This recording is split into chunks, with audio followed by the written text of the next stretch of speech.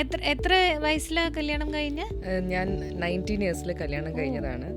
അപ്പം ഞാൻ ടോട്ടലി ഒരു വേറൊരു ഫാമിലിയിൽ വന്ന പോലെയായിരുന്നു. വെച്ചാൽ ഇവർ ഫുൾ ബിസിനസ് ഫാമിലി ആയിരുന്നു. ഈ ഓൾറെഡി ഞാൻ പറഞ്ഞ പോലെ ഫാദറിലോ അപ്പോൾ ആ സമയത്ത് 19 അവർക്ക് ഹോട്ടലുണ്ടായിരുന്നു. ഈ ഹോട്ടൽ ബിസിനസ് ബാർ ഹോട്ടലായിരുന്നു അവർക്ക്.